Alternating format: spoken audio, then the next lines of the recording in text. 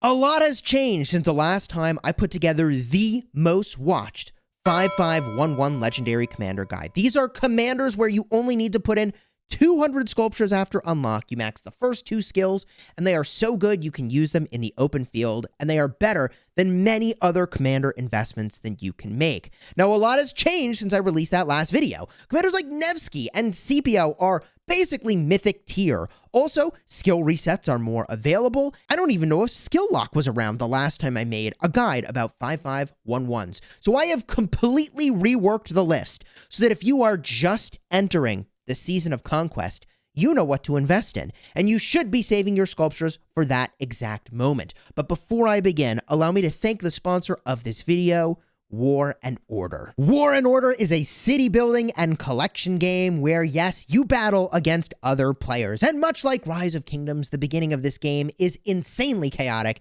As you build up all the different buildings in your city, you work on lots of research that enhances your ability to wage war and build up your economy. And when your troops die in this game, they become angels that you can bring back to life as troops that are even stronger than the original form of the troop, which is kind of cool.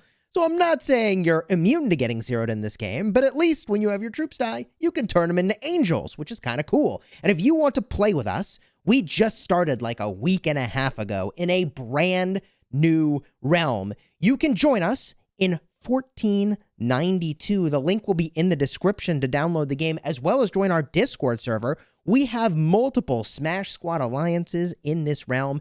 You can join one of those alliances right away. We've let officers know to go and take brand new players. We've made Academy alliances so that you can join us. So consider checking out War and Order. You can play with the Smash Squad crew and have a freaking awesome time doing it. Thank you again to the makers of War and Order for sponsoring this video. I'm having a lot of fun playing this game, and I hope that you will join me. The last time I made this list, I excluded risky commander investments like Guan Yu because you couldn't get the skill resets you necessarily needed to get a good skill configuration. I think that has largely changed. I also excluded commanders that you would go in expertise. And I think my guidance has now largely changed, because if you're just getting to the Season of Conquest, I want to encourage you to make as many open field marches as you can support with solid equipment. This makes a huge difference for the way that your kingdom can perform if everybody goes in on having lots of open field presence. So with that said, in this video, I want to start with a lot of honorable mentions, commanders that are very good and you could consider, you will consider. And so I want to address them, but they don't make the cut for what is the top 5, the actual, in my opinion, top 5 very best 5511 legendary commander investments in all of Rise of Kingdoms. Now, I'm going to start with cavalry commanders for our honorable mentions. And the first up was a commander who was actually in my top 6 list previously. That's XY. XY is very good. He almost could make the list. If I was making top 6 this time around, I would put him in the list. Why is that? 1700 AoE damage factor, hitting 3 targets and reducing their defense by 30%. That's just insane. Also, second skill's very good. 40% cav attack and a chance when you're attacked to get some march speed bonus. Oh, and just some march speed bonus as well. Yep. No, I mean, this skill's really strong. Unfortunately, the 4th skill is where things kind of slow down for this commander, and also the 3rd skill. They don't really do very much at all. As a 5511, you'd really hope that the 3rd and 4th skills give you a lot of benefit, but leaning on the strength of the first 2 skills, he's so good that I think that you can use him. 5511, he will need to be a secondary commander. You might not even unlock the last skill over here because it comes with a little bit of a downside, making it so you go a little bit slower. And it really doesn't have that much upside at one point. But you gotta consider XY if you're looking for another cav commander, in part because he will be a great investment, a commander you could consider later maxing, and also at just such a low amount of sculptures, he does so much for you. Now, another commander in the cav realm here that makes the honorable mentions, but it's not quite good enough, and it is not as good in my estimation as the XY investment, is a Saladin investment. The downside of a Saladin investment is that, honestly, you will only really get value from 3 of these skills, and it is the first 3 skills. And even before skill lock was in the game, he was so good to invest in because you could guarantee that the skills would land on the first 3. But now that skill lock is even here, you can make Saladin a primary commander, lock the skills, and still get everything to go in the first 3. Why is it so good? His active skill is just okay. Reducing healing, 1700 damage factor when expertised is good. When he's not expertised, it's only 1400 damage factor. And the march speed reduction is good. The healing reduction is good. Second skill, 20% defense, 20% attack, 5% march speed. Hard to argue with that. That's very strong. It's really this third skill that seals the deal and makes him very tanky. 30% all damage taken reduction and 20% counterattack damage reduction. Plus, the support tree, using him as a primary, is just very strong. He's rarely targeted in the open field compared to other marches. So he's basically in stealth mode, and whatever you put behind him can do a lot of damage. And I mean, somebody will target him at some point, but you get the idea. Saladin, worthy of an honorable mention, but doesn't make the cut. Now, this next category of commander, I'm going to go over all the archers. They are honorable. They're honorable mentions, but in my eyes, they don't make the cut. I'm going to group them all together. I'm not going to go over every skill because this is going to take too long. It includes basically like almost every archer. You've got Gilgamesh, who has a health debuff, which is really good. He also makes it so that the target takes additional skill damage, even if you don't have him expertise. He reduces the normal attack damage he takes. He boosts your all damage. He makes it so that you've got health. Gilgamesh, actually pretty good. Unfortunately, his third skill, not so relevant as a 5-5-1-1. Cyrus, on the other hand, all skills relevant in the open field, and honestly, a lot of really strong damage and damage over time. A little bit squishy, but worthy of mentioning on the list. A slightly more tanky option at 5-5-1-1. Honorable mentions, we're still honorable mentions, is going to be Ramses. Ramses has a lot of procced effects, both when you do damage to something and when you are damaged, giving you march speed and healing and attack and defense. He's a great open field commander. He even reduces the skill damage that you take. I can't recommend him as one of the very best 5-5-1-1s. You'll see why when I get to how good those commanders are.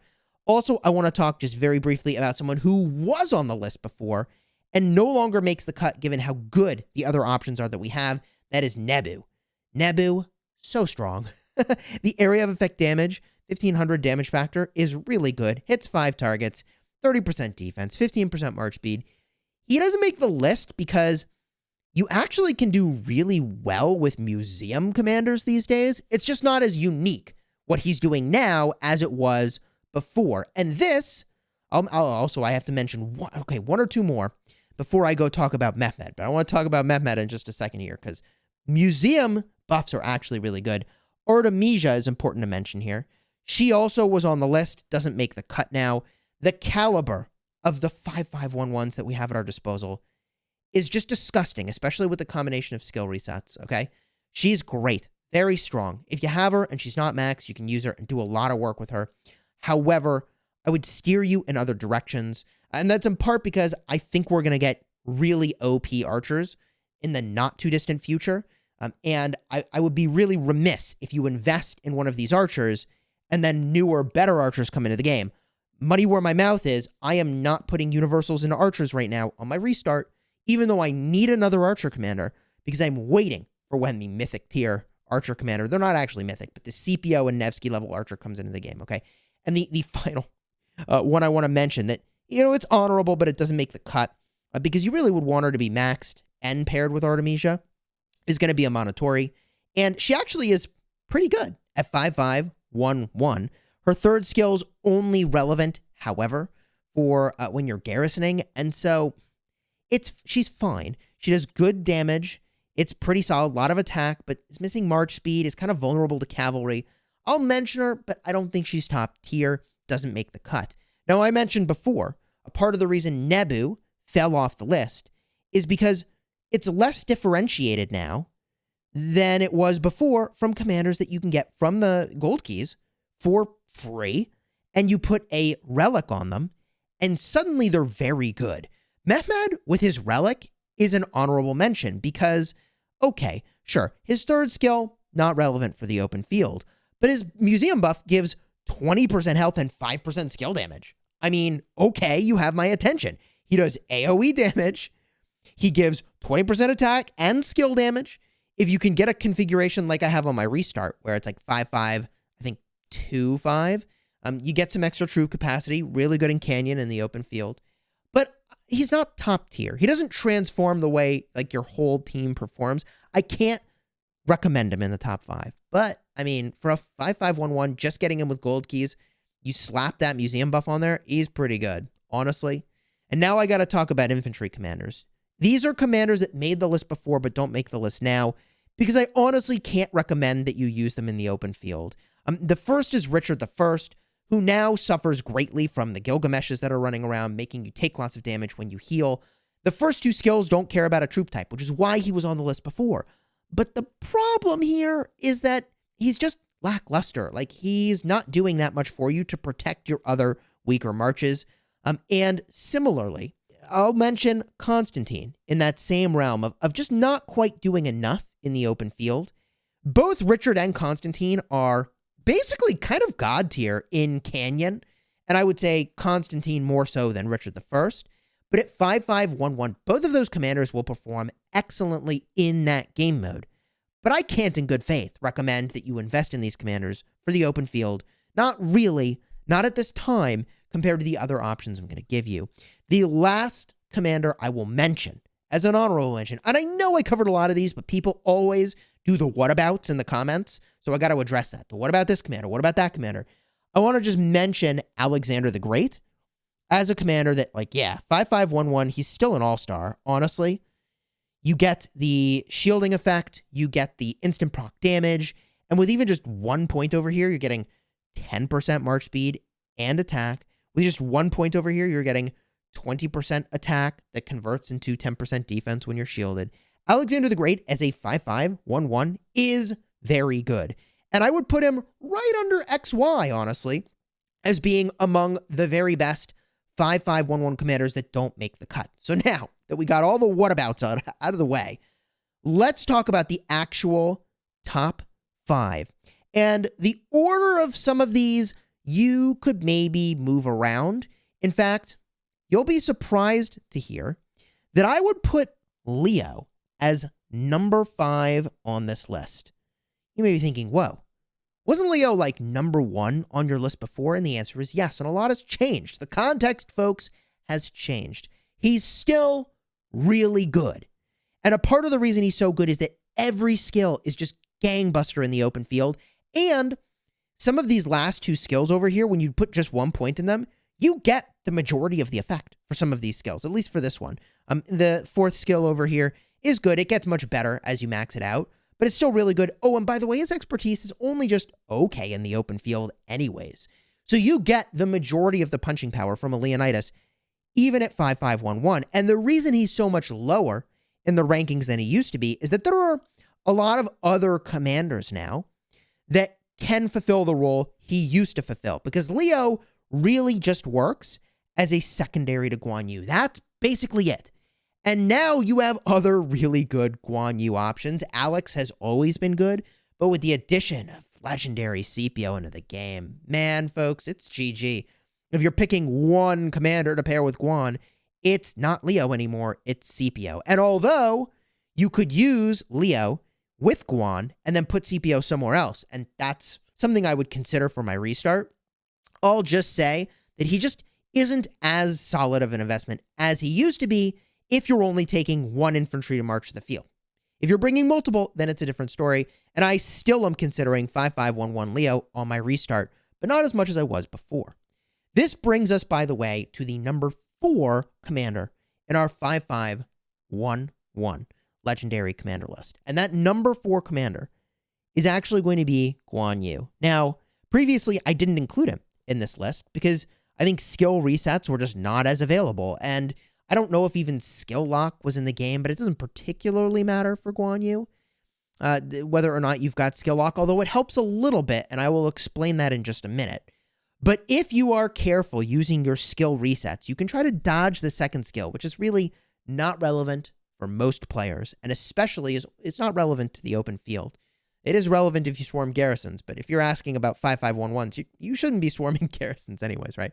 So he is so good purely because of his silence. And I realized a part of the reason I needed to update this list is because when I was advising people on what you should try to make the second you get into Season of Conquest, I thought, you know, you really should be making a Guan March.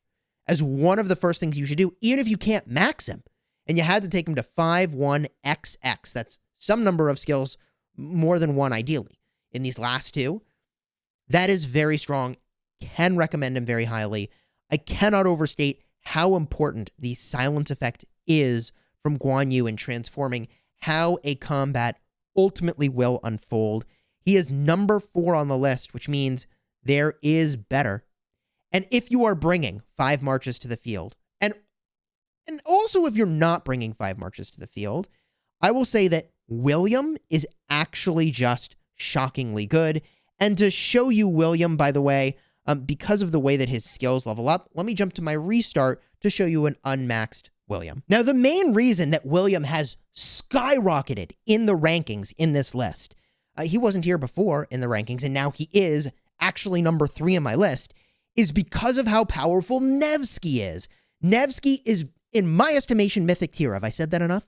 So because Nevsky is so good, now everybody should be running a Nevsky Cav March, and the best thing you can put behind Nevsky at this moment in time is William. And William is actually really strong. Why? He does a number of things really well. First of all, area of effect damage, even though it's in a rectangle shape. We'll talk about that. Big brawls, you're still going to hit a lot of targets with that. He also is making it so that the target gets 0 skill damage boost effects. Well, guess what, everybody? Part of the reason he bumps up in ranking is because now there are more skill damage boosting commanders. And so to be able to remove all of those extra skill damage buffs, at least temporarily, is very good. His second skill is also great. So when you max this out, 20% cav attacks, really good. Also, 15% march speed. Also, 10% damage when you're outside of territory. That's really busted. That's really good. The third skill is also great, even at just 1 skill point. You get 10% attack. Okay, 1 skill point. Also, you get a chance to have 600 damage factor. Great. And that damage factor goes up, by the way, when things are getting surrounded. Amazing. This skill's really good, even with just 1 point in it. And this also is busted good with just 1 point. It is making it so that when you actually hit people with that area of effect damage, which is, again, harder to do, but still viable and very reasonable in a big fight, you are going to get a rage boost for 5 marches, boosting their rage per second by 50 for 3 seconds, and they get 10% defense for just 1 point. Just 1.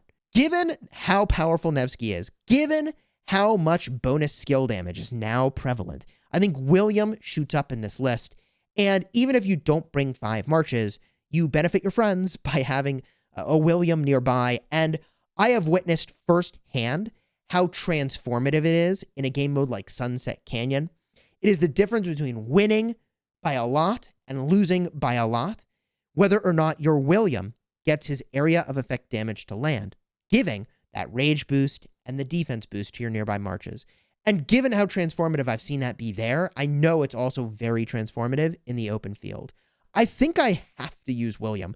Like, I was debating saving sculptures for other stuff later, but at 200 sculptures, I just have to. I'm probably going to make a Nevsky William March and max my Nevsky on this account and put William at 5511. I think my money will be where my mouth is there. It's just a question of when will we enter Season of Conquest, and I will only commit the sculptures at that time.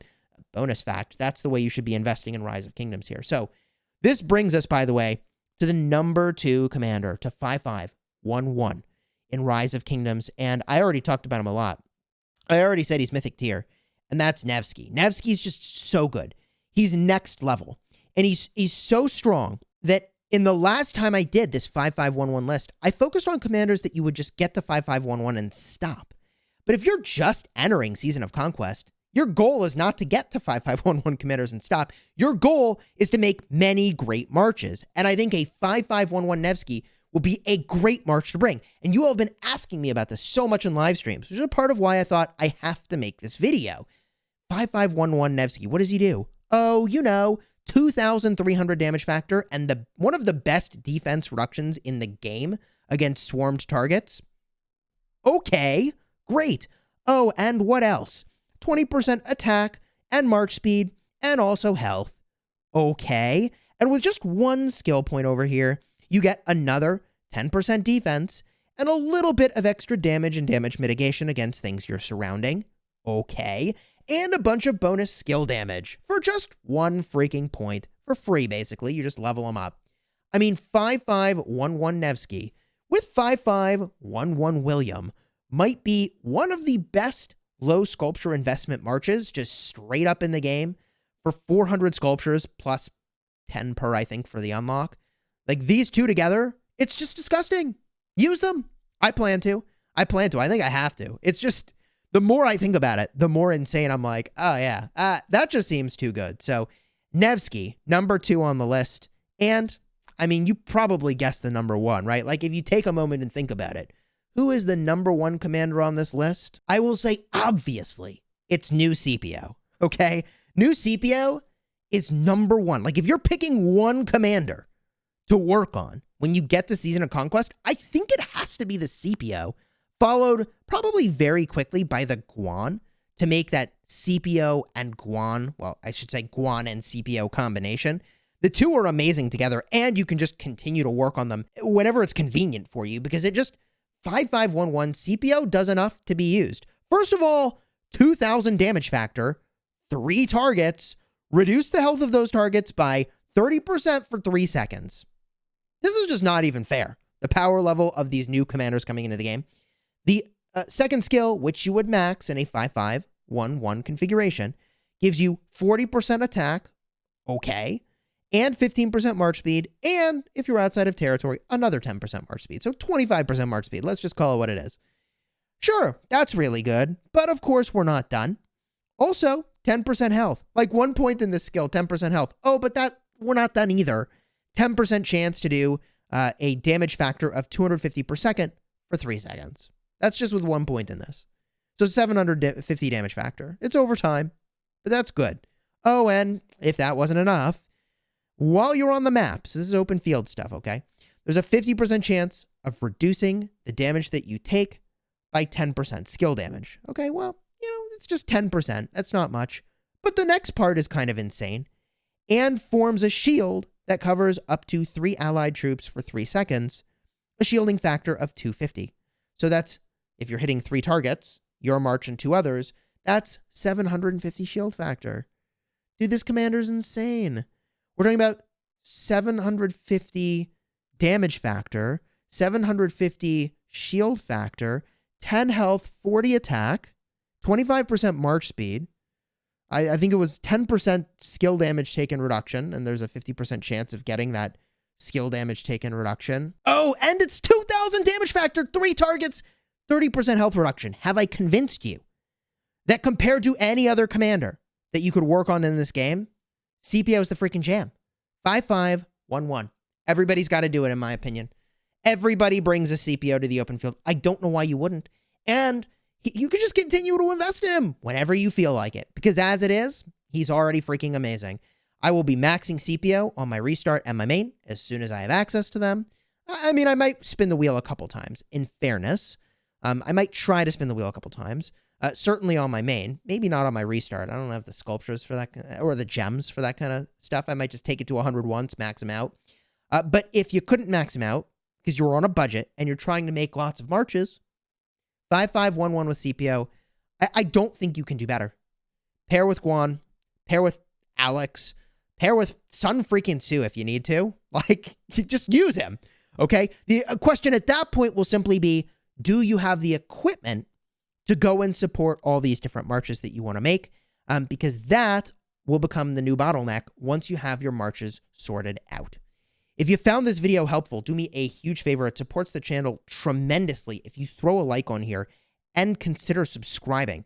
Again, that makes a huge difference for my channel. I thank you for taking a moment of your time to go and do that. And honestly, if there's any other commander that I missed here that should have been included in the very best 5511 legendaries, definitely let me know down below in the comments. If you want to see the last time I made a video about this topic, I'll have a card up in the top. I think the logic is helpful to see, so you can get a little bit more in-depth information about some of those other commanders that are now honorable mentions. And if you're looking for a video about how I figure out which commander to invest in next, I think everybody should watch this if you're wondering, should I do this commander or that commander, card will be up in the top to help you sort through the prioritization of which commanders to do based on your equipment, your sculptures, and more. And until next time, you have fun smashing your enemies.